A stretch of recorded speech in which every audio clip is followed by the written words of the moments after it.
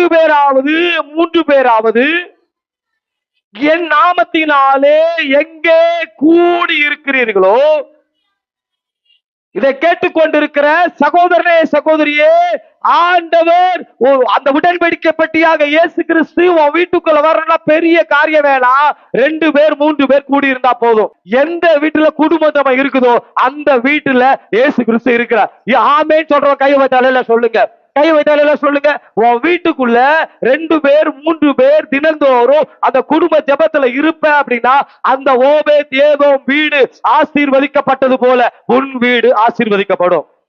நான் சபையில பார்த்திருக்கிறேன், சிலருடைய குடும்பங்கள்ல பார்த்திருக்கிறேன். அந்த அந்த குடும்ப ஜெபம், அந்த நாட்கள்ல குடும்ப ஜெபம் ஏன் தெரியுமா வச்சாங்க? கணவன் மனைவி பிள்ளைகள் சேர்ந்து பார்க்கிற நேரமே அதுதான், பார்க்கிற நேரமே அதுதான். உங்க வீட்டுல குடும்ப ஜெபம் இருக்கா? குடும்ப ஜெபத்துல பிரச்சனையே வருது. பிரச்சனையே எங்க வருது? குடும்ப ஜெபத்துல. இந்த பாட்டு பாடாத, அது பழைய பாட்டு, இந்த பாட்டு பாடாத. இப்பதான் குடும்ப ஜெபம் ஆரம்பிக்குது, குடும்பமே இல்லாம போயிடுச்சு. நீ போ அந்த பக்கம், நான் போ அந்த பக்கம், நீ பாடிக்கோ நான் பாடிக்கிறேன், போச்சு. குடும்ப ஜெபமே பிரச்சனைய ஆரம்பிச்சிருது இல்ல. ஆண்டவர் சொல்ல குடும்ப ஜெபம் வேணுங்க.